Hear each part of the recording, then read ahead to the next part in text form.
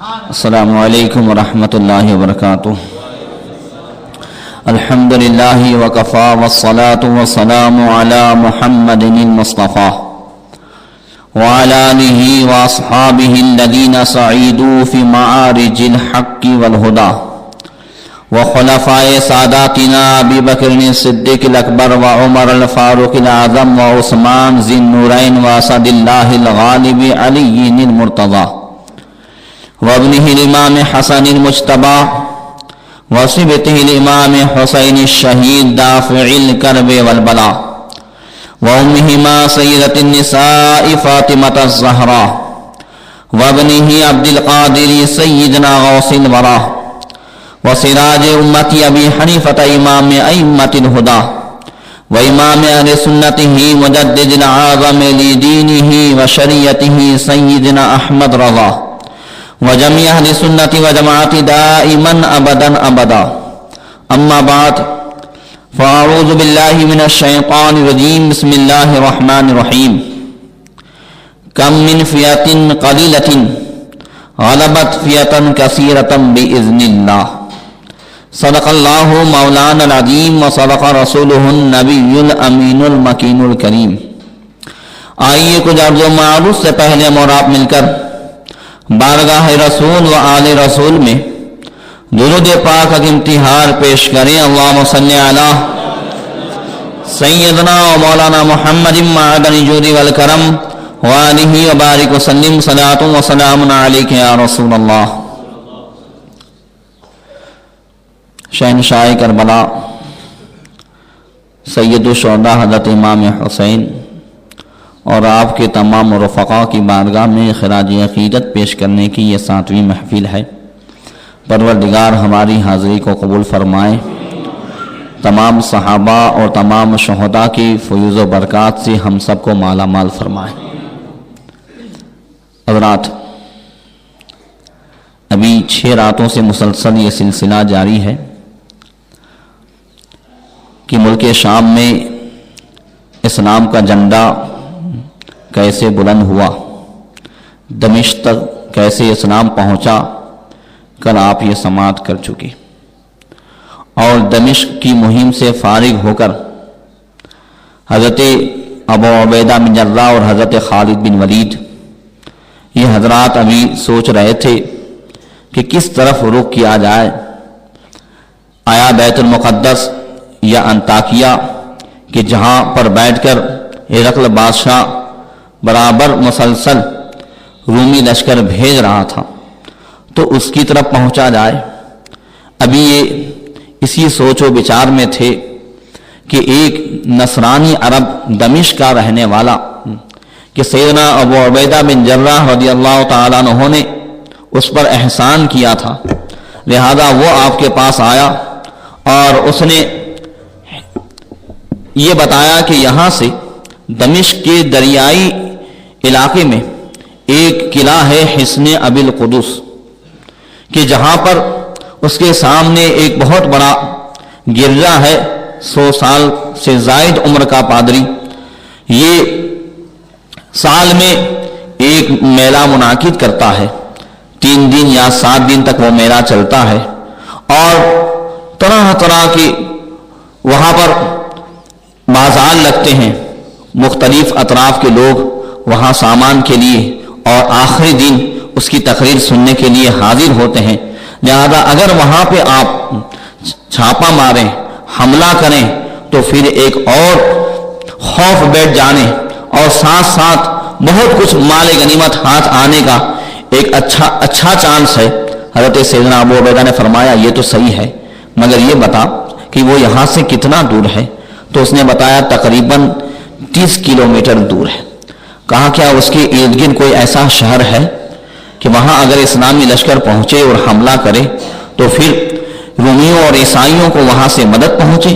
تو اس نے کہا قریب ہی میں ایک فرارا نام کا شہر ہے، فرزا نام کا شہر ہے اور وہاں طرابلس نام کا حاکم ہے اور یہ حاکم کبھی بھی میلے میں شرکت نہیں کرتا، بڑا متکبر اور مغرور ہے اور ساتھ ساتھ مذہبی پیشوا ہے اور ہرقل بادشاہ کے یہاں اس کا اونچا مقام ہے. یہ اس کی حمایت بھی نہیں کرتا میلے کی اور مخالفت بھی نہیں کرتا، مگر ہو سکتا ہے کہ انسان آپ لوگوں کے خطرے کی وجہ سے وہ وہاں پہ حاضری کے لیے آئے یا اس کی حفاظت کے لیے آئے۔ حضرت سیدنا ابو عبیدہ بن جراح رضی اللہ تعالیٰ عنہ نے حاضرین میں ارشاد فرمایا کہ کون ہے کہ جو اس میلے پر حملہ کرنے کے لیے تیار ہوں؟ میں 500 سواروں کا ایک لشکر بھیجنا چاہتا ہوں، اس کی سپہ سالاری اور سرداری کون سنبھالے گا؟ ایک نوجوان چہرے سے نور ٹپک رہا تھا، اہل بیت کے گھرانے اور رسول اللہ صلی اللہ تعالی علیہ وسلم کی ہاشمی گھرانے کے وہ نوجوان کہ جن کو دیکھ کر صحابہ رسول اللہ صلی اللہ تعالی وسلم کی یاد تازہ کرتے تھے، وہ کھڑے ہوئے، ان کا چہرہ 14ویں رات کی طرح چمک رہا تھا، بالکل ابھی جوانی سے ابھر آئے تھے۔ سیدنا عبداللہ بن جعفر طیار رضی اللہ تعالیٰ عنہ جو امام حسین کے چچا زاد بھائی بھی ہیں اور بہن بھی ہیں، وہ کھڑے ہوئے۔ حضرت عبداللہ بن جعفر کہ جو ابھی مدینہ منورہ سے آئے ہوئے تھے، سیدنا فاروق اعظم جب تخت خلافت پر جلوہ افروز ہوئے، اس وقت ملک شام سے جو خبر آئی تھی، وہ تمام تر خوشخبری سن کر بہت سارے نوجوانوں کے دل میں یہ شوق پیدا ہوا کہ ہم یہاں پر بیٹھے ہوئے ہیں۔ انہی میں سے حضرت عبداللہ بن جعفر طیار کے پکے دوست حضرت عبداللہ بن انیس رضی اللہ تعالیٰ عنہ تھے۔ یہ چند جوان تیار ہوئے، حضرت عبداللہ بن انیس کو جاتے ہوئے دیکھ کر حضرت عبداللہ بن جعفر بھی حضرت مولا کائنات اپنے چچا کے پاس حاضر ہوئے۔ کہا چچا آپ مجھے اجازت دیں، میرے دل میں بھی شوق ہے کہ میں بھی جاؤں اور سب سے پہلے تو اپنے والد ماجد حضرت جعفر طیار رضی اللہ تعالیٰ عنہ کی قبر انور اور مزار مبارک کی زیارت کروں۔ اسلام کی سب سے پہلی جنگ ملک شام میں جو ہوئی تھی سن ہجری 8 میں جنگ موتا، جس میں حضرت زید بن حارثہ رضی اللہ تعالیٰ عنہ کو رسول اللہ صلی اللہ علیہ وسلم نے سپہ سالار اور سردار بنا کر کے بھیجا تھا، اور غیبدار نبی نے یہ بھی فرمایا تھا اگر زید شہید ہو جائے تو اب سردار حضرت جعفر طیار ہوں گے، پھر یہ ہوں گے عبداللہ بن رواحہ ہوں گے، اور پھر اگر وہ سب شہید ہو جائیں تو مسلمان کسی نہ کسی کو بنا لیں گے۔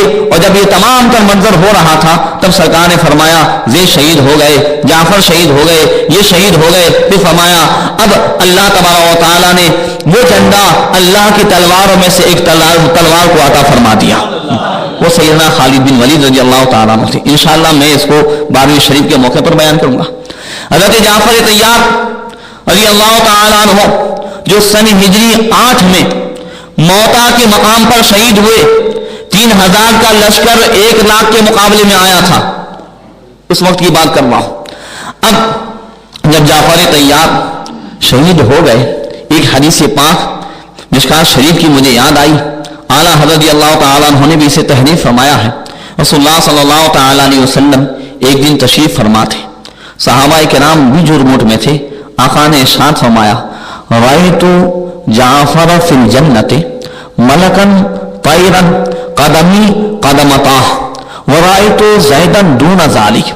آقا فرماتے ہیں کہ ابھی میں نے جنت میں جعفر کو دیکھا کہ فرشتے کی شکل و صورت میں 2 پر کے ساتھ جنت کی سیر کر رہے ہیں، اور میں نے زید کو دیکھا کہ وہ بھی ان کے ساتھ ہیں مگر ان سے ان کا درجہ نیچے ہے۔ تو آقا فرماتے ہیں فَقُلْتُ مَا كُنْتُ أَظُنُّ أَنَّ زَيْدًا دُونَ جعفر، میں کہنے لگا کہ میں یہ گمان نہیں کر سکتا تھا کہ زید بن حارثہ کا مقام یہ جعفر سے کہیں کم ہو سکتا ہے، ہو تو برابر ہو، مگر حضرت زید کا یہ مقام جنت میں حضرت جعفر سے کیوں کم ہے؟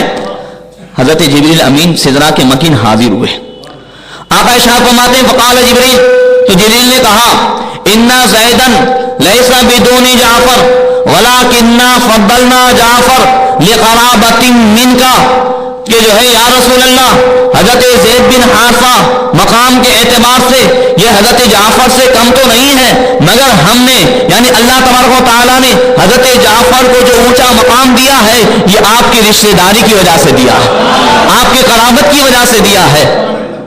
ابھی وہ شعر پڑھا جا رہا تھا کہ نبی کے خاندان رسول کا ایک بچہ ہے، نور ہی نور خاندان رسول کا ایک بچہ ہے۔ طہارت اہل بیت کی تو قرآن تصدیق کر رہا ہے۔ اب آپ دیکھیں حضرت جعفر کون تھے؟ حضرت مولا کائنات کے بھائی تھے۔ اب حضرت جعفر کے وہی صاحبزادے حضرت عبداللہ بن جعفر طیار جو حضرت سیدہ زینب کے شوہر نامدار ہیں، امام حسین کے وہ بہنوی بھی ہیں اور چچا زاد بھائی بھی ہیں، حضرت عبداللہ بن جعفر طیار جب آئے ملک شام تو سب سے پہلے عبداللہ بن انیس کو پوچھا کہ کیا تم اس سے پہلے آ چکے ہو؟ میرے والد کے قبر انور کو تم جانتے ہو؟ انہوں نے کہا وہ موتا کے مقام پر ہیں۔ حضرت عبداللہ ابن جعفر فوراً وہاں پر پہنچے، اپنے ساتھیوں کے ساتھ انہوں نے زیارت کی، رات وہیں ٹھہرے، قیام کیا۔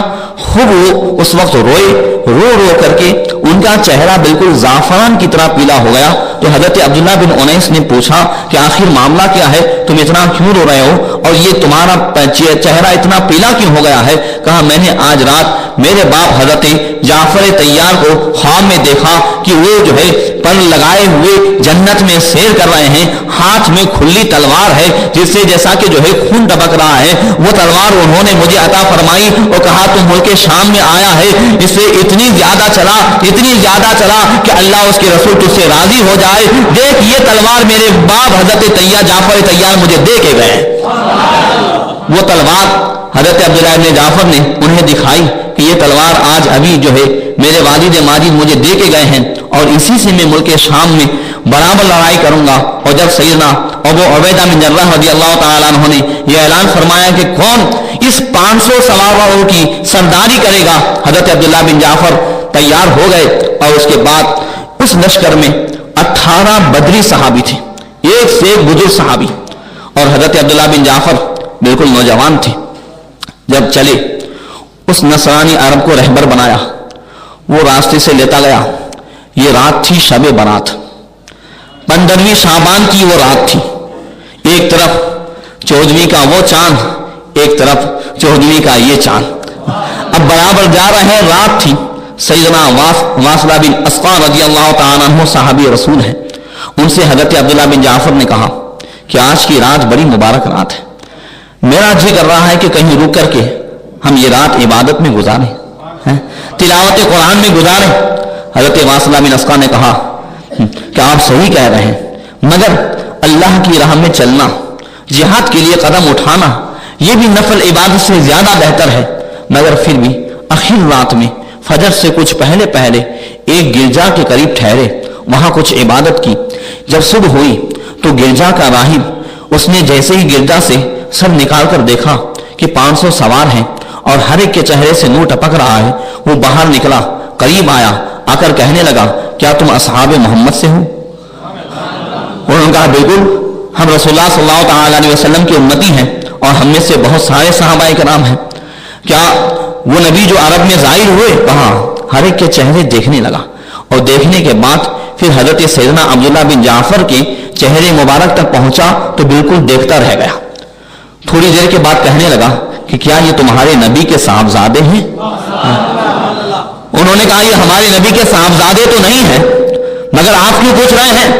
کہا اس لیے کہ ان کے چہرے سے نور نبوت چھلک رہا ہے، چہرہ ان کا چمک رہا ہے۔ کہا نبی کے صاحبزادے تو نہیں ہیں، مگر ہاں یہ نبی کے جو ہے قرابت دار ضرور ہیں، یہ حضرت سید السادات مولا کائنات کے بھائی حضرت جعفر طیار کے جو ہے صاحبزادے ہیں، نبی سے انہیں رشتہ ہے۔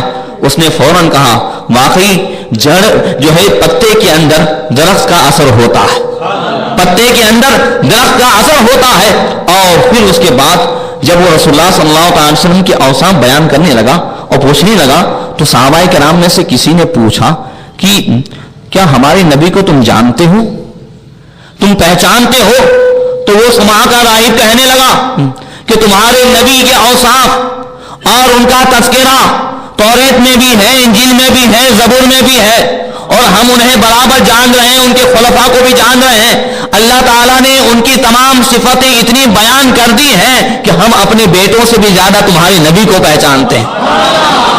اس نے توریت، انجیل اور زبور کے حوالے سے رسول اللہ صلی اللہ علیہ وسلم کے اوصاف کا وہ نقشہ کھینچا جو سرکار حضور مفتی اعظم ہند نے بیان فرمایا کہ کتاب حضرت موسیٰ میں ہے وصف ان کے، کتاب عیسیٰ میں انہی کے فسانے آئے ہیں اور انہی کے نعت کے نغمے زبور سے سن لو، قرآن پاک میں انہی کے ترانے آئے ہیں۔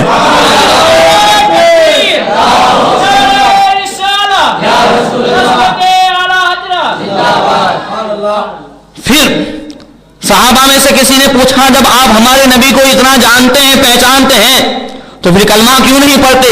اس نے ایسے اشارہ کیا جب اللہ کی مرضی ہوگی وہ بھی ہمیں نصیب ہو جائے گا۔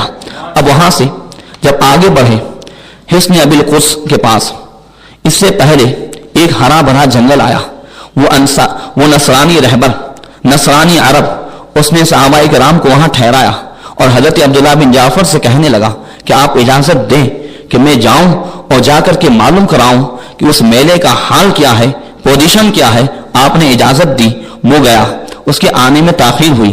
صحابہ کرام ایک سے ایک جو ہے اندازہ کرنے لگے، کوئی یہ قیاس کر رہا ہے کہ شاید اس نے دھوکہ دیا ہو، شاید وہ کسی لشکر کو بلانے گیا ہو، مگر حضرت ابو ذر غفاری صحابی رسول تھے، انہوں نے کہا ہمیں بدگمانی نہیں کرنی چاہیے، وہ ضرور آئے گا۔ تھوڑی دیر کے بعد وہ آیا، مگر اس کا چہرہ بالکل اترا ہوا تھا۔ حضرت عبداللہ بن جعفر نے پوچھا معاملہ کیا ہے؟ کہا میں نے آپ سے کوئی غداری نہیں کی ہے، خیانت نہیں کی ہے، دغا نہیں کیا ہے، البتہ میں نے جو آپ سے کہا تھا کہ وہاں میلہ لگتا ہے اور یہ سب کچھ ہے اور پھر وہاں اتنا کوئی زیادہ لشکر نہیں رہتا، مگر آج میلہ لگا ہے اور مجمع بہت زیادہ ہے، اور وہی حاکم فرزا طرابلس اس کی بیٹی کا نکاح ہوا ہے روم کے کسی بادشاہ کے ساتھ، لہذا وہ اس کی رسم کو ادا کرنے کے لیے اور اس پادری کے پاس تمام تر رسمیں، اپنے تمام تر جتنی بھی رسم ہوتی ہے اسے ادا کرنے کے ساتھ ساتھ قربانی کرنے کی غرض سے آیا ہوا ہے، لہذا اس کی حفاظت کے لیے 5000 کا لشکر ایک ہے۔ حضرت عبداللہ بن جعفر نے کہا اور یہ بتاؤ کہ اس کے علاوہ اور کتنی پبلک ہے؟ کہا کل پورے میلے میں 25000 کا لشکر اور پبلک سب ملا کر کے۔ یہ کتنے تھے بولو؟ 500، اور میلے میں کتنے ہیں؟ 25000۔ وہ رہبر نصرانی کہنے لگا کہ آپ اب میری مانیں تو پھر آپ یہاں سے دمشق کی طرف روانہ ہو جائیں کہ آپ 500 ہیں وہ 25000 ہیں۔ حضرت عبداللہ بن جعفر نے صحابہ کرام سے پوچھا کیا کرنا چاہیے؟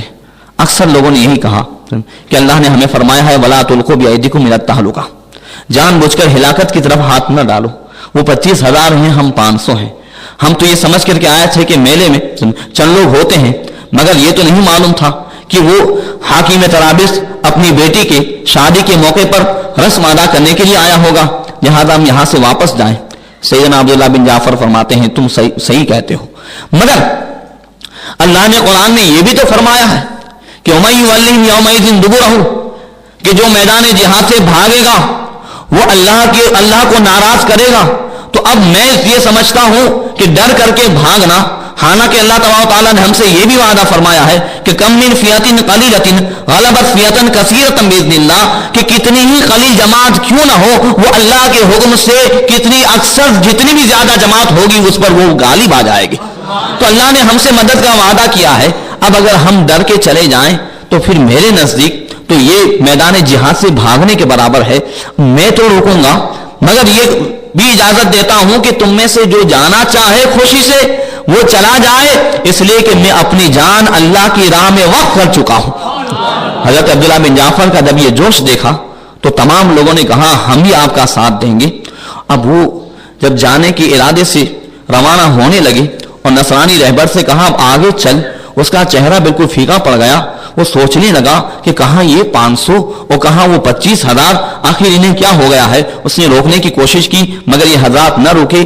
اب میلے کے قریب پہنچے، حضرت عبداللہ بن جعفر نے تمام ساتھیوں سے کہا یاد رکھو 100 کی ٹولی ہو جاؤ اور تمام کے تمام جا کر کے یکبارگی حملہ کر دینا، کوئی بھی بازار کے ساز و سامان کی طرف نظر نہ کرے، اسے لوٹنے کی کوشش نہ کرے، اس کی طرف توجہ نہ کرے۔ ہم دنیا کے مال کے لیے نہیں آئے ہیں، ہم آخرت کمانے کے لیے آئے ہیں، لہذا اس میلے میں جا کر کے کہیں کھو مت جانا، وہاں خریداری مت کرنا، ساز و سامان کی طرف نظر مت اٹھانا کہ آج پورے ملک شام کا یہ میلہ قیمتی سامان آیا ہوا ہے، اس کی طرف نظر مت اٹھانا۔ اللہ تمہیں ضرور عطا فرمائے گا. لہذا تمام صحابہ کرام 500 کے 500. اور حضرت عبداللہ بن جعفر نے یہ بھی کہا تھا کہ ہم سب کے سب اگر اللہ تعالیٰ فتح عطا فرمائے, غلبہ عطا فرمائے, تو سب کے سب اس گرجا کے پاس جمع ہوں گے, اور اگر جو ہے گرجا کے پاس جمع نہ ہو سکے تو جنت میں رسول اللہ صلی اللہ تعالی وسلم کے پڑوس میں جمع ہوں گے, حوض کوثر میں ہم جمع ہوں گے. لہذا اب ہم یہی سے الوداع کہتے ہیں.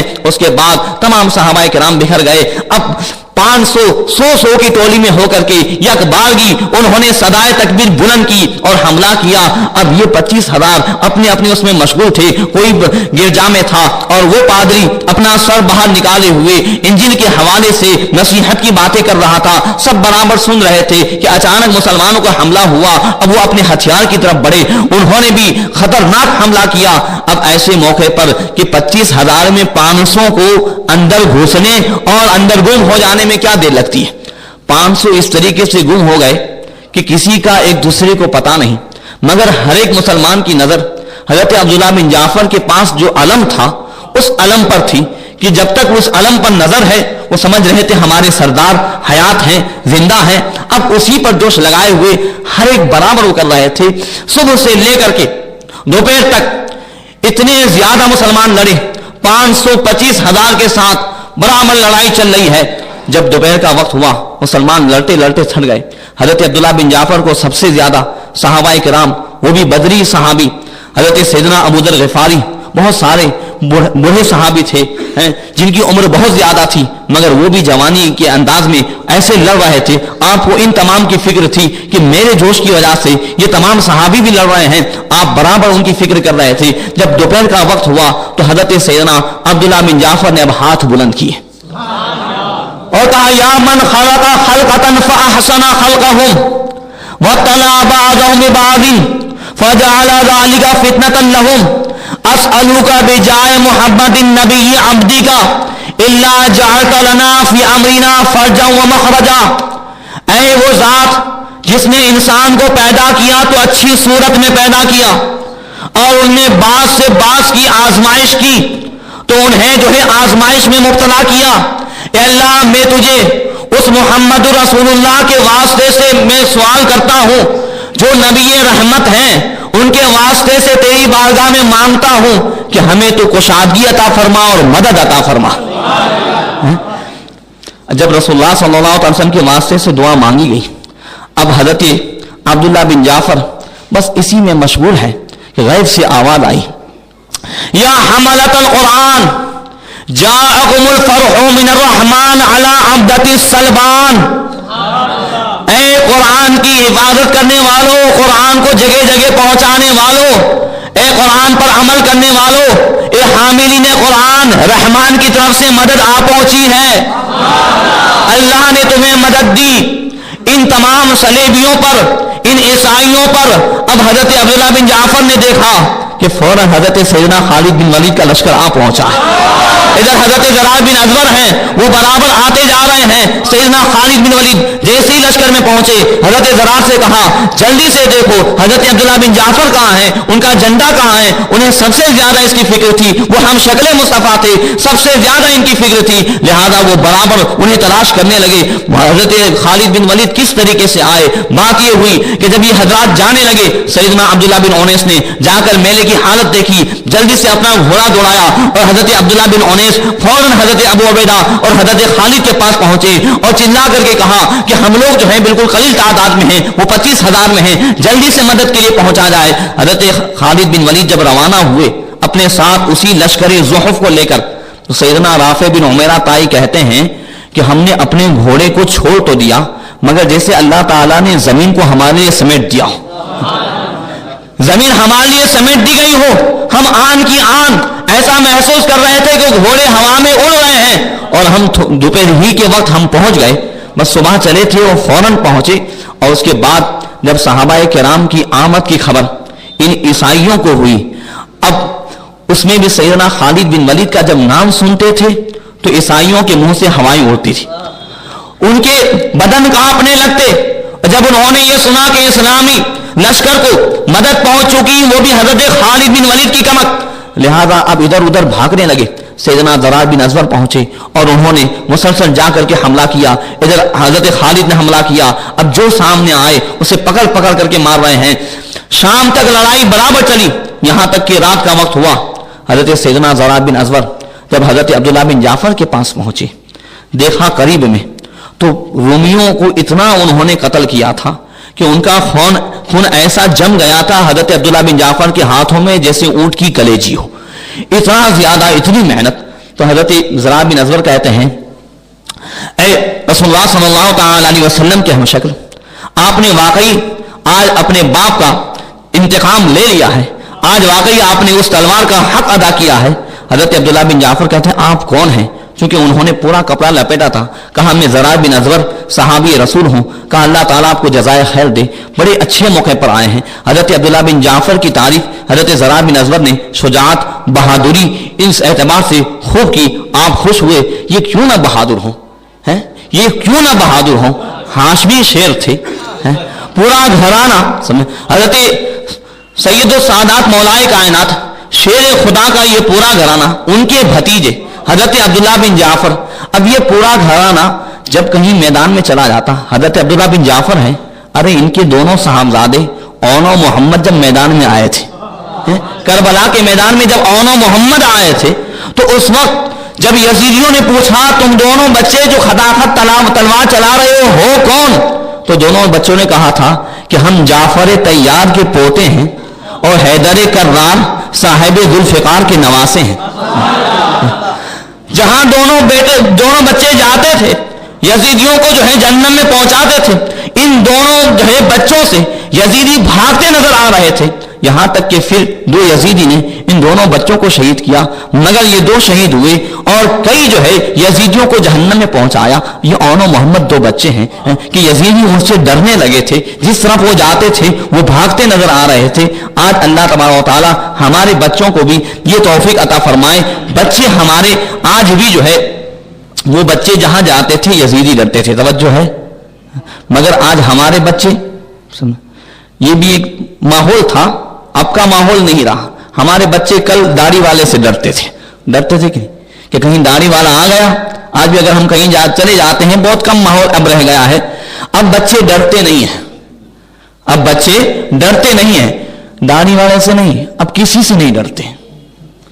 बच्चों ने फिल्म, टीवी, इस पर्दे पर ऐसी ऐसी शक्लों सूरतें और डरावनी शक्लों सूरतें देख ली हैं और ऐसे ऐसे मंजर देखे हैं कि कल बच्चे बड़ों से डरते थे, अब डराते हैं। बोलो, बच्चे डराते हैं कि नहीं डराते? अब अगर बच्चे के सामने बाप थोड़ा सा हो करता है तो बच्चा फौरन सामने जवाब दे देता है। अब ये बच्चे फिल्में देख देख करके, डरावने मंजर देख देख करके, चोरी, डकैती, डाकाजनी, एक दूसरे की दुकानों पे छापे मारना, ये तमाम तरीके देख देख करके बच्चे अभी से गुनाहों में मुब्तला हो रहे हैं। ये शराब आप अखबारों में पढ़ते रहे हैं, 14-15 साल के बच्चे शराब की बोतलें बरसरे बाजार पी रहे हैं, कोई कहीं दुकानों पे डाकाजनी कर रहा है, कोई मादल्ला 14-15 साल का बच्चा है मगर वो जो है जनाकारी और बदकारी में मुब्तला है। ये तमाम तर चीजें, इन बच्चों के अंदर बुराइयां, गुनाहों का माहौल, ये सब कुछ सारा बाजार जो गर्म है, ये टीवी की वजह से, फिल्मों की वजह से, सीरियलों की वजह से। आज बच्चे एक से एक डरावने मंजर देखते हैं जिसकी वजह से उनके जिस्म पर, उनके दिमाग पर यह खुन्नस सवार होता है। औनो मोहम्मद में जो शुजाअत आई थी अपने बाप की तरफ से आई थी, सहाबाए किराम का जो माहौल था, बच्चे माहौल का असर ले लेते हैं, लिहाजा वो बहादुरी का माहौल था, बहादुरी और शुजाअत पैदा हो गई।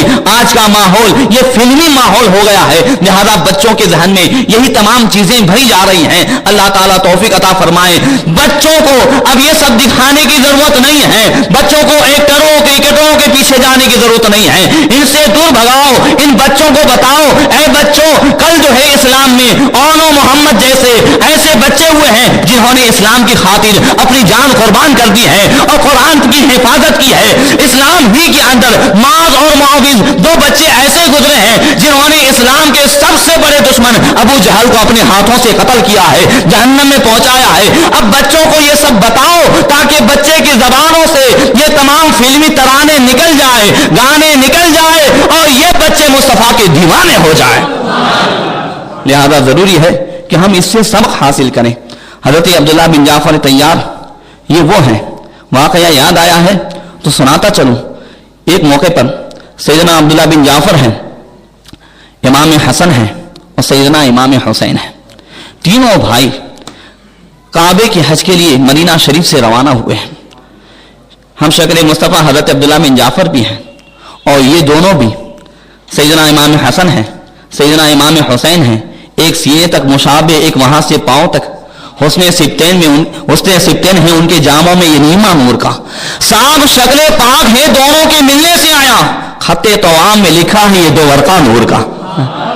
اب یہ تینوں حضرات چلے، جس اونٹ پر سامان لا کر وہ پیچھے آ رہا تھا، اونٹ بہت پیچھے رہ گیا، یہ حضرات کافی آگے نکل گئے، راستے میں پیاس لگی، بھوک لگی، پریشان تھے، ایک خیمہ نظر آیا، تشریف لے گئے، وہاں تینوں بھائی سیدنا امام حسن، امام حسین، عبداللہ بن جعفر طیار تینوں بھائی پہنچے، ایک بڑھیا بیٹھی ہوئی ہے، اس سے پانی مانگا، اس نے کہا پانی تو میرے گھر میں نہیں ہے، البتہ بکری موجود ہے، آپ اسے دو سکتے ہیں، بکری دوئی، دودھ پیا، اس کے بعد کہا ماں ہمیں بھوک لگی ہے، کوئی تیرے پاس کچھ کھانے کا موجود ہے؟ کہا کھانے کا موجود نہیں ہے، مگر عرب کبھی مہمان نوازی سے جان نہیں چراتے تھے، اب مہمان نوازی عربوں کی شان تھی، کہا یہ بکری ہمارے گھر میں ایک ہی ہے، آپ اسے ذبح کر کے کھانا تیار کر سکتے ہیں، میں بڑھیا ہوں۔ فوراً انہوں نے کھانا تیار کیا، بکری کو ذبح کیا اور پھر کھانا کھانے کے بعد روانہ ہوئے تو کہنے لگے ہم قریش کے ہیں، جو ہے اگر تمہیں کوئی ضرورت ہو تو فلاں جگہ تم آ سکتی ہیں،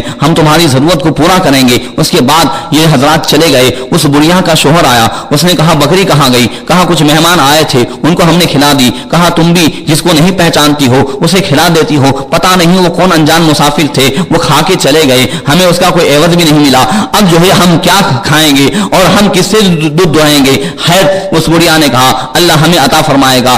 اب اس کے بعد جب چند سال ہوئے، چند سالوں کے بعد ایک مرتبہ مکہ ہی کی اسی سرزمین پر وہ جو اطراف میں جب کہ قحط پھیلا تو حضرت سیدنا امام حسن اپنے گھر سے باہر نکلے، کیا دیکھا کہ وہ بڑھیا قحط سالی کی وجہ سے مکہ میں آ رہی ہے اور مکہ میں آنے کے بعد کچھ مزدوری کر رہی ہے، حضرت امام حسن کی نظر پڑ گئی، فوراً بڑھیا کو بلایا، کہا تم وہی بڑھیا ہو؟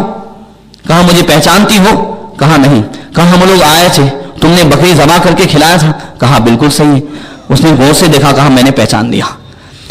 فوراً حضرت امام حسن نے حکم دیا، وہ کہا جاؤ 1000 بکریاں اور 1000 دینار سونے کے سکے اسے تحفے میں دو، اور پھر فرمایا میرے ساتھ میرے بھائی حسین بھی تھے، اپنے خادم غلام سے فرمایا جاؤ انہیں بھائی حسین کے پاس لے جاؤ، کہو آج بڑھیا پہ وقت آ پڑا ہے لہذا انہیں تحفہ دے۔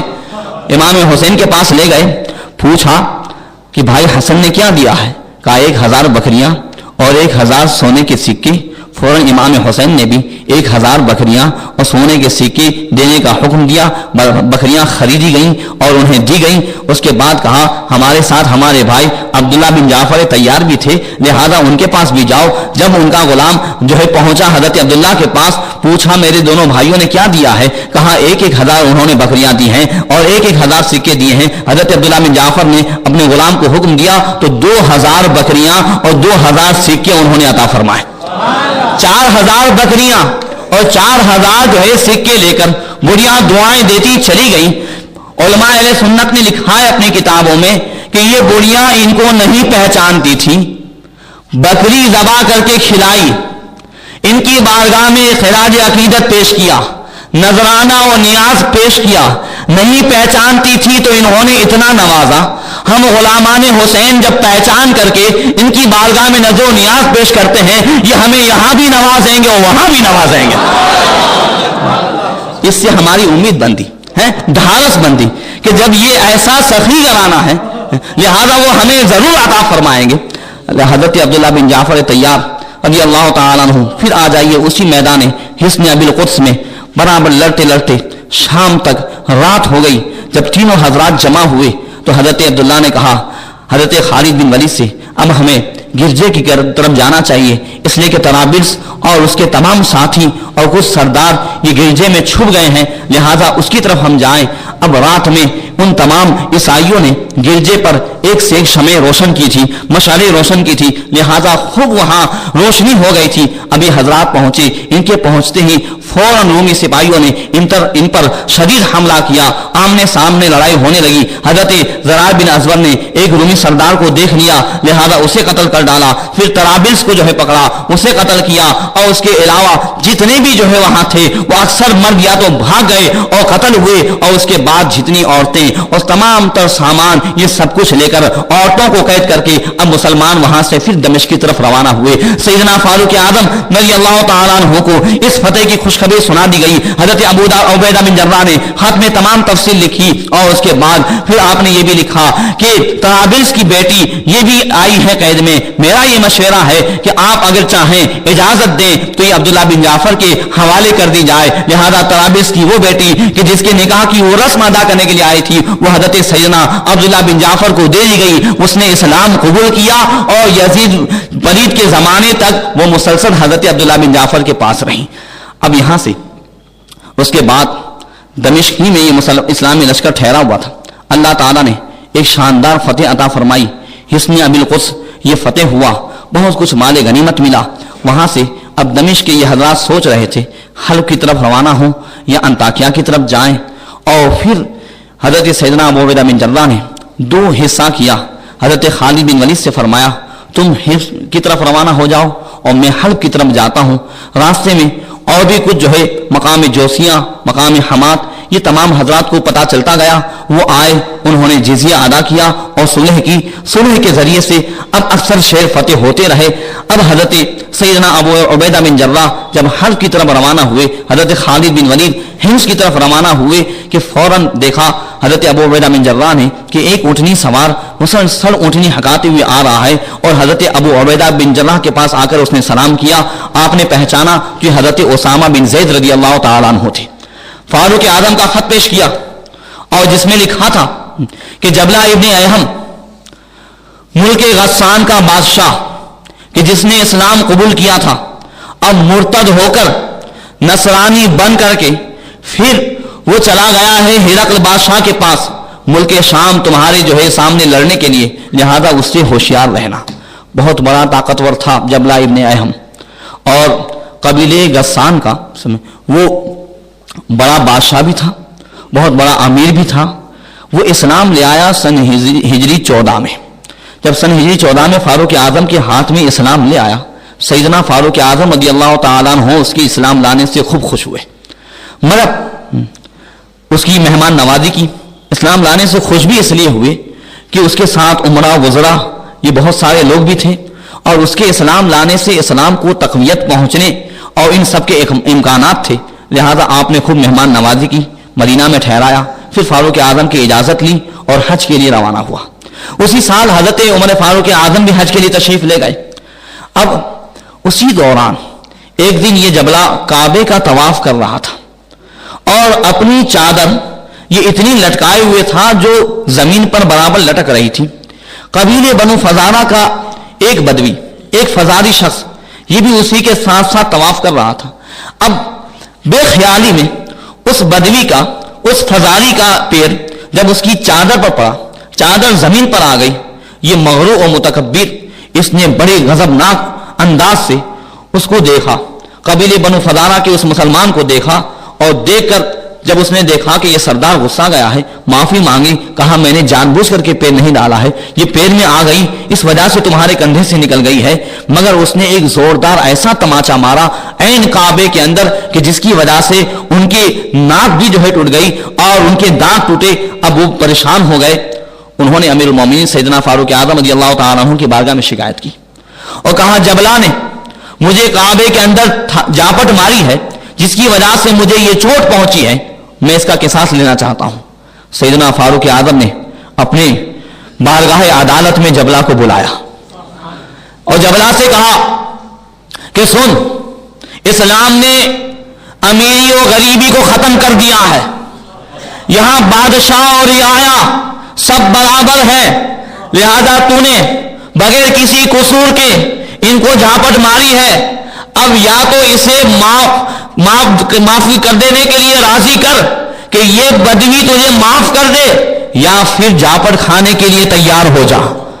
جبلہ نے کہا میرے جیسا بادشاہ اور پھر ایک بدوی سے معافی مانگے، یا آپ قصاص لے رہے ہیں؟ کہا عدل و انصاف کا تقاضا یہی ہے. کہہ دو سبحان اللہ. ترجمان نبی ہم زمان نبی جانے شان عدالت پہ لاکھوں سلام. وہ عدل و انصاف کے شہنشاہ حضرت فاروق اعظم نے کہا عدل و انصاف کا تقاضا یہی ہے، چاہے بادشاہ ہو میں تمہاری قدر کرتا ہوں، مگر ایک مسلمان کی تکلیف یہ سب کی تکلیف ہے، لہذا تم نے ان کو تکلیف پہنچائی ہے. اس نے کہا مجھے ایک رات کی مہلت دے دیجیے، وہ ایک رات مجھے یہ جو ہے مہلت دے دے. آپ نے کہا میں مہلت نہیں دے سکتا، یہ فضالی شخص تمہیں مہلت دے اور یہ تمہیں ایک رات سوچنے کے لیے مہلت دے تو میں دے سکتا ہوں. آپ نے کہا کیا تمہیں مہلت دے رہے ہو، یا تم یہ معافی مانگے یا جو ہے جاوٹ کھانے کے لیے تیار ہو جائے. انہوں نے کہا ٹھیک ہے ایک رات میں مہلت دے رہا ہوں. رات کو وہ سوچنے لگا کہ میرے جیسا بادشاہ وہ بھی ایک بدوی دیہاتی سے معافی مانگے ہو نہیں سکتا. رات ہی رات مکہ چھوڑ کر اپنے ساتھیوں کو لے کر فوراً وہ بھاگ گیا اور سیدھے ملک شام پہنچا. سیدنا فاروق اعظم کو معلوم ہوا، آپ خوش ہوئے، کہا اللہ نے جو چاہا وہ ہوا، ہمیں اس سے کوئی افسوس نہیں ہے، مگر یہاں ذرہ برابر نا انصافی نہیں ہونی چاہیے. کتنا بڑا بظاہر کتنا نقصان ہے میں آپ کو بتا رہا ہوں. ایک شخص کے لیے بظاہر ہمارے اعتبار سے کتنا نقصان، مگر مسلمان ان تمام نقصان کو نہیں دیکھتے تھے. ان کا تمام بھروسہ اللہ کے وعدے پر اس کی مدد پر تھا. ظاہری طاقت کو نہیں دیکھتے تھے، ہاں البتہ ضرور استعمال کرتے، خوش ہوتے تھے، مگر اگر کہیں شرع کے خلاف کوئی معاملہ ہوتا تو وہ برداشت نہیں کرتے تھے. حضرت سیدنا فاروق اعظم نے اسی کے بارے میں حضرت ابو عبیدہ بن جراح کو لکھا کہ وہ بہت بڑا طاقتور ہے، اس سے ہوشیار لینا. لہذا حضرت ابو عبیدہ بن جراح نے اب فوراً حلب جانے کا ارادہ کینسل کیا اور آپ حمص کی طرف روانہ ہوئے. راستے ہی میں اور بھی کچھ لوگ آتے گئے، صلح سے وہ شہر فتح ہوتے گئے. سیدنا خالد بن ولید شوال مہینے میں سن ہجری 14 میں آپ پہنچے، حمص پہنچے. حمص کا حاکم جب خالد بن ولید پہنچے اسی دن وہ انتقال کر گیا، اور اہل حمص اپنے پادریوں کے ساتھ آئے اور انہوں نے 1 سال کے لیے صلح کر لی. اور اس کے بعد حضرت سیدنا خالد بن ولید اور یہ حضرات وہاں ٹھہرے رہے. اور پھر شہر قنسرین کے کچھ لوگ آئے. حضرت سیدنا ابو عبیدہ بن جراح اگر کوئی گرفتار ہوتا تھا تو ان کے ساتھ ایسا حسن سلوک کرتے تھے، اور جہاں جہاں مسلمانوں نے صلح سے ملک فتح کیا، شہر فتح کیے، ان کے ساتھ اتنا اچھا سلوک کیا کہ وہ ایک دوسرے کے پاس جا کر کے بیان کرتے تھے کہ مسلمانوں جیسا عادل ہم نے نہیں دیکھا ہے، ان کے جیسا رحم دل ہم نے نہیں دیکھا ہے، وعدے کے بہت پکے ہیں، زبان کے سچے ہیں. یہ تمام تر ان کی خوبیاں بیان کرتے تو دوسرے شہر کے لوگ بھی آ کر کے فوراً جو صلح کے لیے تیار ہو جاتے تھے. لہذا شہر قنسرین کے عمرا اور جو تمام تر روسا نے یہ طے کر لیا کہ ہمیں لڑنا نہیں ہے، ہم یہی کریں کہ جا کر کے فوراً ابو عبیدہ بن جراح کے پاس صلح کر لیں. مگر حاکم قنسرین جس کا نام لوقا تھا اسے یہ تمام تر باتیں چھپا کر کے رکھی کہ وہ بہت بڑا مغرور اور متکبر تھا، وہ صلح کو ماننے والا نہیں تھا. مگر حاکم لوقا کو معلوم ہو گیا، اس نے تمام عمرا کو بلایا، کہنے لگا کہ تم اس طریقے سے صلح کی باتیں کر رہے ہو، یہ نامردی کی باتیں ہیں، بزدلانہ باتیں ہیں، میں کبھی بھی نہیں مانوں گا. اور میں نے صرف مسلمانوں کو ختم کرنے کے لیے اور ان سے جنگ کرنے کے لیے میں نے اپنا جانی دشمن حاکم حلب یوکنا سے صلح کر لی، اور ہم دونوں ایک اسی لیے ہوئے ہیں کہ دونوں مل کر کے مسلمانوں کو یہاں سے بھگا دے، لہذا میں صلح نہیں کروں گا. جب عمرا وزرا نے بہت زیادہ زور دیا تو حاکم قنسرین وہ سوچنے لگا دل میں کہ پھر کسی بھی طریقے سے ابھی صلح کر لوں، بعد میں ہرقل سے مدد منگا کر کے اور پھر انہیں دھوکہ دوں گا. اس نے ایک خط لکھا اور خط میں ایسی الٹی سلٹی باتیں لکھی اور ایک استخر نامی ایک بطریق کو بھیجا کہ جاؤ اور مسلمانوں سے، پہلے تو خط میں اتنی دھمکیاں تھیں اور اس کے بعد لکھا تھا کہ ہم 1 سال کے لیے صلح کرتے ہیں، اور صلح سے اس لیے کرتے ہیں تاکہ خون نہ بہایا جائے، ورنہ ہمارے پاس یہ طاقت ہے وہ طاقت ہے، 40 سال تک تم ہمارے شہر میں حملہ نہیں کر سکتے ہو، گھس نہیں سکتے ہو. خوب بڑی بڑی پھینکی تھی. اس کے بعد نیچے صلح کی باتیں لکھی تھی. سیدنا ابو عبیدہ بن جراح نے سب کچھ پڑھا اور اس کے بعد پھر آپ نے سوچا کہ صلح کی بات کریں. تو سیدنا خالد بن ولید نے کہا اے امیر الامت، مجھے اس خط سے دھوکے کی بو آ رہی ہے. کہنے سبحان اللہ. کہا اے ابا سلیمان، کیا تم جو ہے لڑائی کو پسند کرتے ہو یا صلح کو پسند کرتے ہو؟ کہا میں ضرور صلح کو پسند کر رہا ہوں، صلح کو ترجیح دوں گا، मगर उनसे जो हमसे सुलह करना चाहे, जो हमें धोखा देना चाहे, तो मैं अबू बकर की सदाकत और उमर की अदालत की कसम खाता हूं, मैं इन्हें नहीं छोड़ूंगा और मैं इनसे ईंट बजा करके रहूंगा। हाकिम लोका ने हमें इसी खत में धमकियां भी दी हैं और वो सुलह की बात भी कर रहा है, मुझे उससे खतरे की बू आ रही है, कहीं ऐसा ना हो कि वो हिरकल के पास मदद मंगा करके फिर हम पर हमला कर दे। सैयदना अबू उबैदा बिन जर्राह सोचने लगे कि फौरन वो अस्तखर जो आया हुआ था, अस्तखर के आने का अंदाज भी मैं आपको बताता चलूं कि जब वो आया और सैयदना अबू उबैदा बिन जर्राह और हज़रत खालिद बैठे हुए थे, इस्लामी सरदारों को देखकर उसने अपने मजहब के मुताबिक जैसे ही सजदा करना चाहा, हज़रत अबू उबैदा ने फरमाया हरगिज नहीं, इस्लाम में अब किसी अल्लाह के सिवा किसी को सजदा जायज नहीं। कह दो सुभान अल्लाह। इस्लाम में अब अल्लाह के सिवा किसी को सजदा जायज नहीं, लिहाजा उसे रोक दिया गया। पहले पहल उसके दिल में रौब बैठ गया और उसके बाद अस्तखर ने कहा अबू उबैदा बिन जर्राह से कि आप लोग तो रहमतुल लिल आलमीन की उम्मत हो, रहमदिल हो और इसमें ऐसी कोई बात नहीं है। सैयदना खालिद बिन वलीद से वो समझाने लगा, आपने कहा सब कुछ सही है, मगर अगर आप हजरात भी सही अंदाज से सुलह करना चाहते हैं, वो अंदर अंदर सब समझ गया कि ये वो शख्स है कि जो सब कुछ जान जाता है, इसलिए कि अल्लाह के रसूल ने पहले से फरमाया इत्तकू मिन फरासतिल मुमिनीन फइन्नहु यंजुरु बिनूरिल्लाह, मोमिन की फरासत ईमानी से डरो कि वो अल्लाह के नूर से देखता है। तो हजरत खालिद बिन वलीद अल्लाह के नूर से देख रहे थे। सैयदना अबू उबैदा बिन जर्राह नरम तबीयत के थे, वो मान गए और फिर हजरत खालिद बिन वलीद ने भी तस्लीम किया। और फिर उसके बाद हजरत अबू उबैदा बिन जर्राह से जब हजरत खालिद ने कहा अगर उसने कोई मकर किया है तो अल्लाह ताला उसके मकर का बदला देगा। अब ये हजरात वहां से फिर आगे बढ़े। अहले शीरीज को जब मालूम हुआ तो मकाम शीरीज के लोगों ने फौरन शानदार मुसलमानों का इस्तेकबाल किया और सुलह की। जब वहां ठहरे, सैयदना अबू उबैदा बिन जर्राह ने अहले शीरीज से पूछा कि हिरकल का क्या हाल है, तो उन्होंने कहा कि हिरकल बादशाह 10,000 का एक लश्कर जबला इब्ने अयहम की सरदारी में कंसरीन के हाकिम लोका की मदद के लिए भेज रहा है। फौरन हजरत खालिद बिन वलीद ने हजरत अबू उबैदा की तरफ देखा, कहा अमीरुल उम्मत में कह रहा था कि हाकिम लोका के पेट में पेड़ है, उसके पेट में दगा है, लिहाजा ये बात सामने आ गई। हजरत अमीनुल उम्मत ने फरमाया अबा सुलेमान डरो नहीं। कहा मैं डरता नहीं, मगर उसे उसके मकर की सजा दूंगा, उसे मैं उसके धोखे का मजा जरूर चखाऊंगा। और उसके बाद फिर जब मालूम हुआ, ये हजरात वहां पर ठहरे और जबला इब्ने अहम बहुत दूर ठहरा हुआ था। हजरत सैयदना अबू उबैदा जब मकाम शीरस ठहरे हुए थे, ये बात भी सुनने के लायक है, वहां मुसलमान खाना पकाने के लिए जो इर्द गिर्द हरे भरे दरख्त थे, वो बिल्कुल ताजा ताजा लकड़ियां जो हरे भरे दरख्त की थी, वो सूखी लकड़ी के बजाय वो नरम नरम लकड़ियां तोड़ के लाते थे। सैयदना अबू उबैदा बिन जर्राह ने जब देखा तो फरमाया कि ये क्या कर रहे हो, क्या इन दरख्तों को तोड़ने से सैयदना अबू बकर सिद्दीक और हमारे अमीरुल मोमिनीन ने मना नहीं किया था? क्या ये हरे भरे दरख्त हम काटे इससे मना नहीं किया था? क्या तुम्हें उसका पास नहीं है? तो उन गुलामों ने कहा कि जरूर हमें इसका पास है, मगर इर्द गिर्द कहीं सूखी लकड़ियां नहीं है, इसके लिए बहुत दूर जाना पड़ेगा। आपने फरमाया चाहे दूर जाना पड़े, चाहे मुसीबत झेलनी पड़े, मगर हम अमीरुल मोमिनीन के हुक्म को हर हाल मानेंगे। सैयदना अबू बकर सिद्दीक का विसाल हो गया था कि नहीं हो गया था, मगर फिर भी हुक्म का ये लिहाज, तब ये कामयाबी थी, तब अल्लाह की मदद आ रही थी कि एक एक चीज ये नहीं कि अब वो तो नहीं देख रहे हैं, अब मजबूरी है, नहीं, बस वो अपने अल्लाह रसूल और अपने खलीफा का हुक्म मानते थे तो सारी दुनिया उनके आगे सब झुकाती थी, बल्कि जानवर भी उनकी मानते थे, हर एक उनकी मानते नजर आ रहे थे। लिहाजा वो लोग अब दूर दूर जाने लगे। सैयदना सईद बिन आमिर रजी अल्लाह तआला अन्हु का नाम आपने कई मरतबा मेरी तकरीर में सुना है। सैयदना सईद बिन आमिर के गुलाम महजा नामी वो लकड़ियों अपने साथियों के साथ सूखी लकड़ियों को लेने के लिए गए, लेकिन वो वापस नहीं आए। सैयदना सईद बिन आमिर को बड़ा रंज हुआ, वो तलाश के लिए निकले।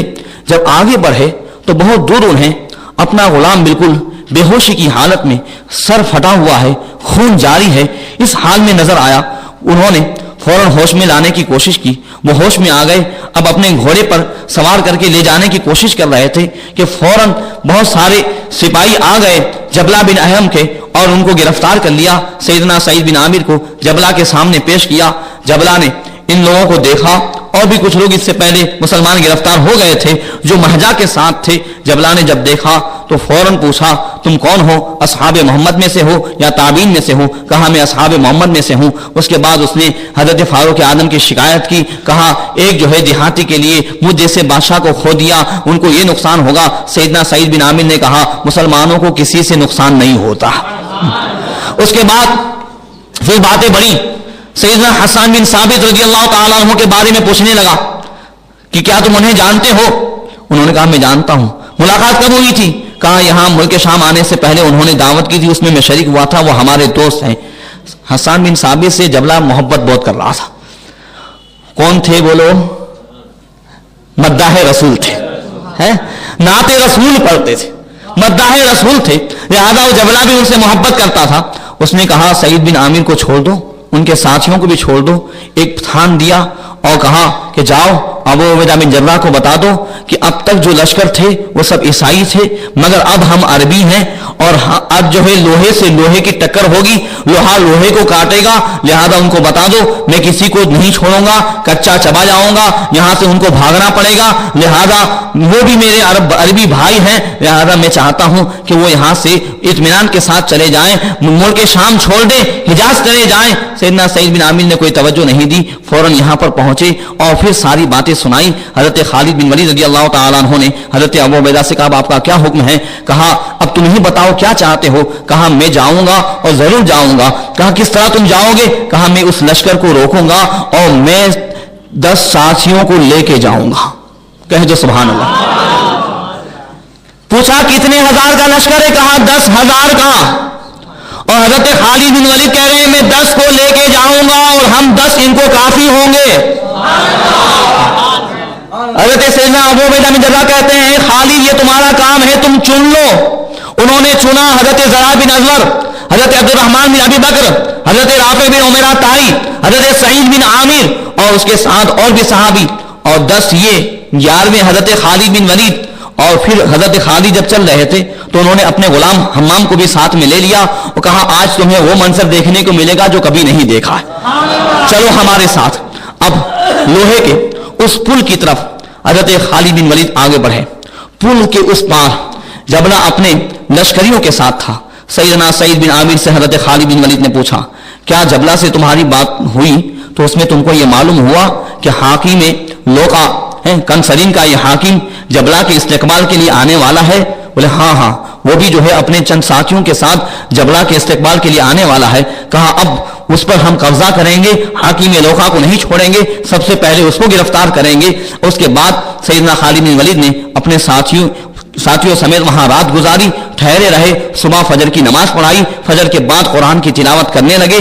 اس کے بعد جب جبلہ کا وہ لشکر بالکل کنسرین شہر کی طرف راستے میں آتا دکھائی دیا, حضرت خالد بن ولید نے اپنے ساتھیوں سے کہا اپنے چہرے پر کپڑا ڈال دو اور اس طریقے سے چہرے چھپا لو کہ دیکھنے والا یہ سمجھے کہ دھول اور گرد و غبار سے بچنے اور دھوپ سے بچنے کی وجہ سے چہرہ چھپایا ہے.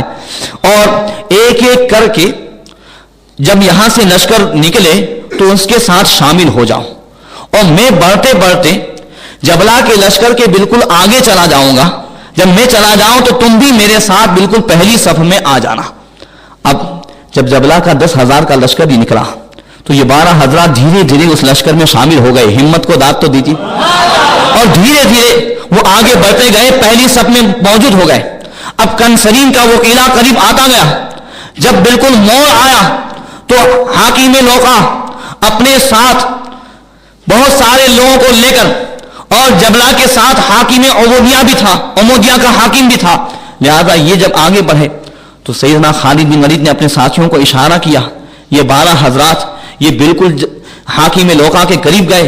حاکم لوکا نے جب سمجھا دیکھا تو وہ یہ سمجھا کہ جو ہے جبلہ نے 12 آدمی میرے پاس میرے استقبال کے لیے اور جو ہے میری آہو بھگت کے لیے بھیجا ہے. جیسے ہی قریب پہنچے حضرت خالد بن ولید تو جو ہے حاکم لوکا دعا دینے لگا اور کہنے لگا صلیب اور مسیح تمہاری مدد کرے, تمہیں سلامت رکھے. حضرت خالد بن ولید نے کہا تجھ پر لعنت ہو, تجھ پر سختی ہو, ہم صلیب کے بندے نہیں خدا کے بندے ہیں اور مجھے پہچان لے, میرا نام خالد بن ولید ہے.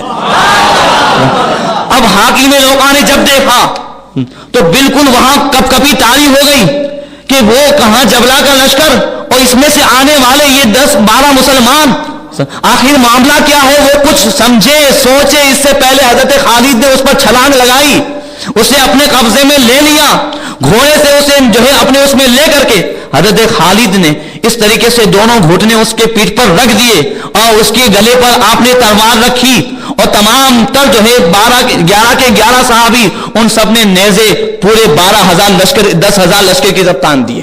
منظر کیا ہوگا؟ اور پھر کہا کہ اب اگر کچھ کرو گے تو سب سے پہلے تمہارا یہ ساتھی حاکم لوقا چلا جائے گا۔ اب یہ حضرت خالد بن ولید نے ان سے کہا سینہ اپنا لشکر کی طرف رکھو، پیٹھ میری طرف رکھو۔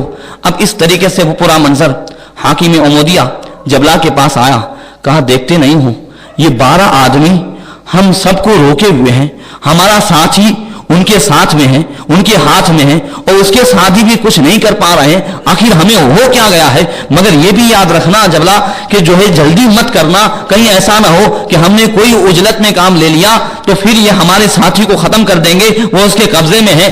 جبلہ آگے بڑھا، سیدنا خالد بن ولید سے عربی میں گفتگو کرنے لگا اور طرح طرح کے سوالات کرنے لگا۔ حضرت خالد بن ولید نے کہا تم مرتد ہو کر کے آ گیا، تجھ پر افسوس ہے کہ تو نے جنت چھوڑ کر کے جہنم کو اختیار کر لیا، اب تو یہاں میرے سامنے کیا منہ دکھانے آیا ہے؟ کہا یہ عربی برادر تم جو ہے نرمی کرو، میرا ساتھی تمہارے پاس ہے، ہمارے پاس اتنا بڑا لشکر ہے، تم میرے ساتھی کو چھوڑ دو، ہم تمہیں چھوڑ دیں گے، ہم نہیں چاہتے ہیں کہ ہمارے آپس میں کوئی معاملہ ہو۔ حضرت خالد بن ولید نے کہا نرمی کی باتیں بھی کرتا ہے اور لشکر سے ڈراتا بھی ہے، ہم کسی سے ڈرنے والے نہیں ہیں۔ اس کے بعد حضرت خالد بن ولید رضی اللہ تعالیٰ عنہ سے بہت ساری باتیں ہوئیں اور پھر آپ نے فرمایا سن لے، تو لشکر کی تعداد سے ڈرا رہا ہے، تم 10,000 ہو ہم 12 ہیں، ایک کام کر ایک ایک کو جو ہے مقابلے کے لیے بھیج، اور جب تک جو ہے تمہارا ایک ایک آدمی موجود ہے، اگر تو زندہ رہے تو حاکم لوقا کو لے لینا، اور اگر جو ہے 12 کے 10,000 ختم ہو جائے تو خدا جو چاہے گا وہ ہوگا۔ میں ایک ایک کو دعوت دے رہا ہوں کہ ہم 12 ہیں اور تم 10,000 ایک ایک کر کے آ جاؤ۔ اب اس کے بعد جبلہ حاکم عمودیہ کے پاس گیا، کہا وہ ایک ایک کو مانگ رہا ہے، حاکم عمودیہ نے کہا میں جا رہا ہوں، کہا تم مت جاؤ۔ فوراً ایک دوسرا جو ہے بہادر آگے بڑھا، پہلوان سیدنا خالد بن ولید آگے جا رہے تھے، حضرت سیدنا عبد الرحمن بن ابی بکر نے کہا میں جا رہا ہوں، آپ اسے پکڑے رکھیں اور میں جا رہا ہوں۔ وہ گئے، ایک بار میں اسے ختم کیا، دوسرا آیا، تیسرا آیا، یہاں تک کہ آپ نے چند ہی لمحے میں 5 کو ختم کر ڈالا۔ جبلہ جب یہ دیکھنے لگا تو خود جبلہ آیا، کہا اب ایک ہی وار میں 5 کو ختم کر دیا ہے، یہ نوجوان کون سا ہے؟ جبلہ آ کر کے حضرت عبد الرحمن بن ابی بکر کو طرح طرح کی لالچ دینے لگا اور تعریفیں کرنے لگا کہ آپ تو بہت بڑے شجاع ہیں، بہادر ہیں، میں نے ایسا جوہر کہیں نہیں دیکھا ہے، بڑی جو ہے جنگ میں آپ کو مہارت ہے۔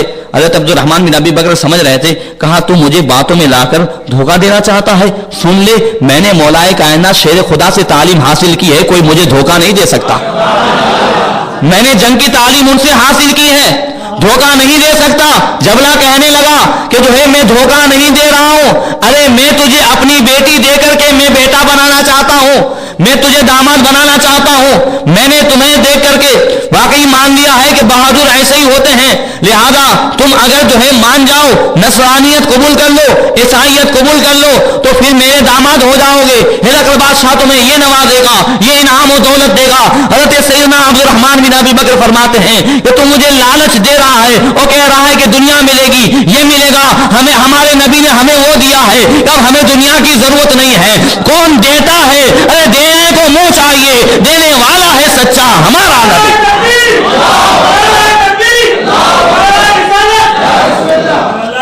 حضرات اس کے بعد جبلہ پر حضرت عبد الرحمن بن ابی بکر نے حملہ کیا۔ جبلہ بھی بہت، جب اس کی شجاعت و بہادری سے حضرت فاروق اعظم نے ڈر کا خط لکھا ہو تو ظاہر بات ہے کہ وہ بھی طاقتور ہوگا، لہذا اس نے بھی کئی بار فیل کیے، دونوں لڑنے لگے، یہاں تک کہ دونوں زمین پر آ گئے، اب خوب لڑائی ہونے لگی۔ حضرت سیدنا عبد الرحمن بن ابی بکر نے جبلہ کو زخمی کیا اور جبلہ نے بھی حضرت عبد الرحمن پر ایسا وار کیا جس کی وجہ سے آپ کا بازو بھی سخت زخم ہوا اور اس سے خون کے فوارے چھٹے اور آپ بالکل سست ہو گئے۔ فوراً آپ کے ساتھیوں نے حضرت عبد الرحمن بن ابی بکر کو لے لیا اور پھر انہیں خون آلودہ لے کر حضرت خالد بن ولید کے پاس پہنچے. جیسے ہی حضرت خالد نے حضرت عبد الرحمن بن ابی بکر کو خون آلود دیکھا, آپ جلال میں آ گئے. آپ نے کہا ان لوگوں نے حضرت عبد الرحمن کو زخمی کر کے ہمارے دل کو زخمی کیا ہے, انہیں خون آلود کیا ہے, ہم ان کے جگروں کو خون آلود کریں گے. فوراً تلوار نکالی اور حاکم لوکا کو ختم کر ڈالا اور فوراً اس کا سر لے کر کے جبلہ کی طرف پھینکا. جبلہ نے جب دیکھا فوراً اس نے کہا اے لوگوں, ہمارے ساتھی کو قتل کر دیا ہے, اب ان باروں پر ٹوٹ پڑو. حضرت سیدنا خالد بن ولید نے اپنے غلام حمام کو حکم دیا کہ تم حضرت عبد الرحمن بن ابی بکر کو لے جاؤ اور انہیں دور لے جا کر کے ان کی حفاظت کرو, کوئی ان کے پاس نہ پہنچے. اب یہ دو تو ادھر چلے گئے, اب یہ 10 تھے, 10 ہزار کے مقابلے میں ٹوٹ پڑے. 10 کا مقابلہ 10 سے ہو رہا ہے اور مسلسل لڑائی جاری ہے. سیدنا رافع بن حمیرہ کہتے ہیں صبح سے لے کر دوپہر تک لڑتے لڑتے ہم لوگ تھک گئے. اب 10 ہزار کا مقابلہ کس انداز سے کر رہے ہیں, مگر قربان جاؤ ان میں سے ایک بھی شہید نہیں ہو رہا. برابر کئی سو کی تعداد میں رومی مرتے جا رہے ہیں. سیدنا خالد بن ولید یہ 10 ہزار میں ایسے گم ہو گئے, کوئی کسی کو دیکھ نہیں پا رہا. مگر اچانک جب دوپہر ہوئی تو اب دیکھا حضرت خالد بن ولید نے کہ غیر سے آواز آ رہی ہے حملۃ القرآن جاءکم الفرح من الرحمن علی عبدۃ السلمان. اے حاملین قرآن, اللہ کی طرف سے مدد آ چکی ہے. خالد بن ولید نے پیچھے دیکھا تو حضرت ابو عبیدہ بن جراح لشکر کے ساتھ آ رہے ہیں. حضرت خالد کی سمجھ میں نہیں آ رہا تھا کہ آخر معاملہ کیا ہے. ہاں, حضرت زرار بن ازور نے جب حضرت خالد سے کہا کہ آج ہمیں ایسا لگ رہا ہے کہ ہماری موت آ گئی ہے, حضرت خالد نے کہا ہاں مجھے بھی یقین ہو رہا ہے, اس لیے کہ آج میں اپنی وہ ٹوپی بھول گیا ہوں جسے پہن کر کے ہمیشہ جنگ کیا کرتا تھا, اور اس ٹوپی میں رسول اللہ صلی اللہ تعالی علیہ وسلم کے منہ مبارک تھے جس کی برکت سے اللہ تعالیٰ ہمیں فتح عطا فرماتا تھا.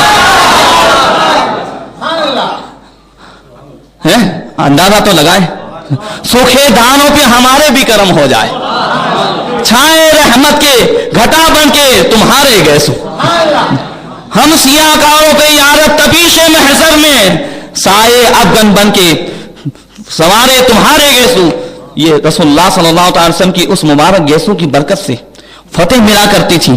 حضرت ابو عبیدہ بن جراح کو دیکھ کر حضرت خالد بھی سوچ میں پڑ گئے کہ آخر ہم 12 کے 12 تو یہاں ہیں, اور پھر دمشق پھر جو ہے شیرز کے مقام پر حضرت ابو عبیدہ کو خبر کس نے دی.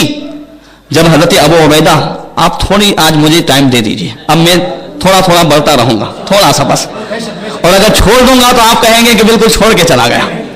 حضرت ابو عبیدہ بن جراح رضی اللہ تعالیٰ عنہ رات میں سوئے تھے.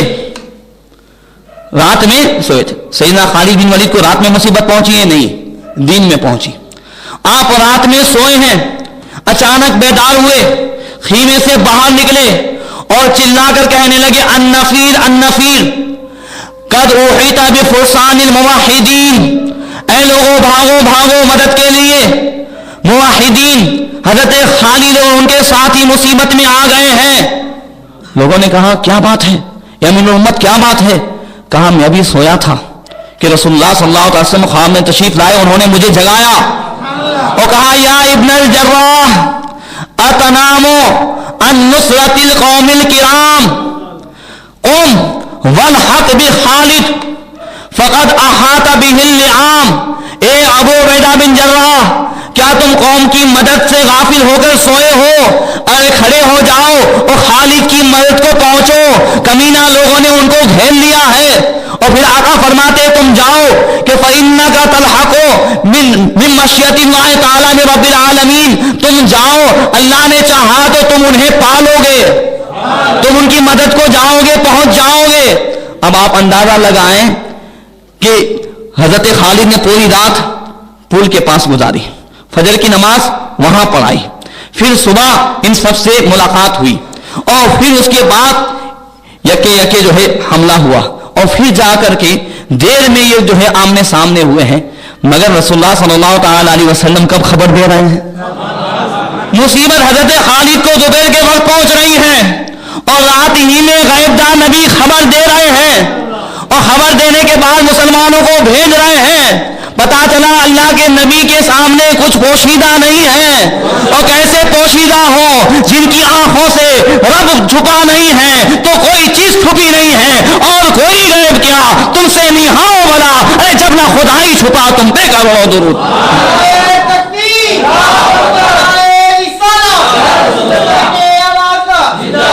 لہذا ابو عبیدہ بن جراح اپنے ساتھیوں کے ساتھ صبح ہی جب روانہ ہوئے, راستے میں دیکھ رہے ہیں کہ ایک نوجوان ان سے بھی آگے تیز گھوڑے سوار پر جا رہا ہے. حضرت ابو عبیدہ نے بہت کوشش کی کہ اسے پالے, یہ کون سا نوجوان جو ہماری رہبری کے لیے آگے جا رہا ہے, مگر آگے پیچھے پیچھے گھوڑا دوڑا رہے ہیں, نہیں پہنچے. یہاں تک کہ بالکل قریب پر جب لشکر کے پہنچ گئے, حضرت ابو عبیدہ ان سے قریب گئے, کہا نوجوان تو کون ہے؟ اب غور سے دیکھا تو وہ نوجوان نہیں بلکہ یہ عورت تھی. آپ نے جب دیکھا تو حضرت خالد بن ولید کی اہلیہ حضرت ام تمیم تھی. ام تمیم کو دیکھ کر حضرت ابو عبیدہ کہتے ہیں تم نے یہ تکلیف کیوں اٹھائی, معاملہ کیا ہے؟ کہا جو ہے جب میں نے سنا کہ آپ نے کہا کہ میرے سرتاج خالد مصیبت میں گھیر لیے گئے ہیں, سرکار نے آ کر کے یہ خبر دی ہے, تب جو ہے میں نے فوراً دل میں سوچا کہ میرے سرتاج کو کبھی مصیبت نہیں آ سکتی ہے, کبھی وہ مغلوب نہیں ہو سکتے ہیں, اس لیے کہ ان کے پاس ایک ٹوپی ہے جس میں آقا کے منہ مبارک ہے, لہذا اس کی برکت سے ہمیشہ فتح پاتے ہیں. اب لہذا میں نے جب دیکھا کہ آپ نے ایسا کہا ہے تو میں نے خیمے میں غور سے دیکھا تو ٹوپی یہاں پر پڑی ہوئی تھی. اب میں نے سوچ لیا یہ مصیبت اسی وجہ سے آئی ہے, لہذا میں ان کو یہ ٹوپی دینے کے لیے جا رہی ہوں. حضرت ابو عبیدہ امین الامت صحابی رسول کہتے ہیں اے ام تمیم تیرا یہ چلنا اللہ کی راہ میں ہے. بولو تبرکات نبی سے مدد حاصل کرنا ہے صحابہ سے ثابت ہوا کہ نہیں ہوا ہے؟ اور حضرت ابو عبیدہ نے نہیں کہا کہ یہ کون سا شرک و بدعت, نہیں کہا تیرا چلنا اللہ کی راہ میں. اور پھر جب پہنچے حضرت ابو عبیدہ حضرت خالد کی مدد کے لیے, اور جب جبلہ کو معلوم ہو گیا تو تمام لشکری ادھر سے ادھر ہونے لگے. مسلمانوں نے جا کر خطرناک شدید حملہ کیا, اور پھر لڑتے لڑتے اسی نوجوان گھوڑے کو لوگ جو ہے دیکھ رہے ہیں برابر ادھر سے ادھر ہر ایک کو کاٹتا کاٹتا. جب سیدنا خالد بن ولید کی نظر پڑی, کہا یہ کون نوجوان ہے؟ جب قریب پہنچے تو دیکھا وہ ام تمیم ان کی زوج محترمہ تھی. کہا تم کس لیے آئی؟ کہا یہی ٹوپی دینے کے لیے. علامہ واقدی کہتے ہیں کہ جب انہوں نے ٹوپی دی اور ٹوپی دینے کے بعد جیسے حضرت خالد نے اپنی ٹوپی کو سر پہ رکھا اس سے ایک نور چمکا, اور سر پر ٹوپی کا رکھنا تھا کہ فوراً اللہ نے ایسی شاندار فتح عطا فرمائی کہ جو رومی ابھی غالب آتے نظر آ رہے تھے انہوں نے دسوں کو گھیر لیا تھا, اللہ نے ایسی جو ہے فتح عطا فرمائی. اب رومی بھاگتے نظر آ رہے ہیں, جبلہ بھی بھاگ رہا ہے, ساتھی بھی بھاگ رہے ہیں. اس وقت مسلمانوں نے بہت سارے ہزاروں رومیوں کو قتل کیا, بقیہ سب کو بھگا دیا. ایک شاندار فتح کے ساتھ حضرت خالد پھر جو ہے شیرز کی طرف روانہ ہوئے. اب یہ مسلمانوں کو فتح مل رہی تھی. پروردگار ہمیں جو ہے توفیق عطا فرمائیں, ہم اس سے کچھ اسباق حاصل کریں. اور اللہ تبارک و تعالی ابھی یہ سلسلہ میں سوچ رہا تھا اسے بند کروں, مگر امسال 10 کے بجائے 11 تقریر ہے, تو آپ کو انشاءاللہ میں کربلا کے بعد بھی تفصیل سے بتاؤں گا. تو اگر آپ حضرات ایک دن چاہیں تو میں انطاکیہ پہنچاؤں اور آپ کو یہ ہوگا کہ ہرقل کا کیا ہوا ہے نا, ہرقل کو تو جاننا ہی ہے کہ ہرقل کا ہوا کیا. تو اب اس ہرقل کے انجام کو بھی بتانا ہے, تو اگر آپ اجازت دیں تو کل بھی جو ہے یہ سلسلہ جاری رکھا جائے, ٹھیک ہے؟ پھر انشاءاللہ میں جمعہ میں اور آگے بھی آپ کو محرم کے تعلق سے سیدنا امام حسین کے تعلق سے ضرور بتاؤں گا. واقعات کربلا یہ سلسلہ ہمارا بجائے 10 تقریر کے 11 تقریر تک ہے. کچھ نوجوان تیار ہوئے, انہوں نے کہا ہم کو 11ویں تقریر بھی رکھانی ہے اور ایسا ہی شاندار پروگرام ہوگا, لہذا اس کے بعد 11ویں رات کو بھی یہ گفتگو جاری رہے گی. آپ حضرات اگر ساتھ دیں گے کل جلدی سے تشریف لائیں. پھر اسلامی لشکر نے کیا کیا, آگے کہاں گئے, آئندہ انشاءاللہ کل بتاؤں گا. صلوات و سلام پیش کریں. یا نبی سلام علیکہ, یا رسول سلام علیکہ, یا حبیب سلام علیکہ, صلوات اللہ علیکہ. یا نبی سلام علیکہ, یا رسول سلام علیکہ, یا حبیب سلام علیکہ, صلوات اللہ علیکہ. تاجدار امامت پہ لاکھوں سلام, نور عین رسالت پہ لاکھوں سلام تاجدار امامت پہ لاکھوں سلام نور عین رسالت مصطفیٰ ابن شیر خدا پرتو مصطفیٰ ابن شیر خدا جانے خاتون کی جنت جانے خاتون جنت سلام تاجدار امامت پہ لاکھوں سلام نور عین رسالت تین دن جسے کو دانا نہ پانی ملا جسے کو دانا نہ پانی ملا اس کی شان قناعت پہ لاکھوں سلام تاجدار امامت پہ لاکھوں سلام نور عین رسالت پہ لاکھوں سلام.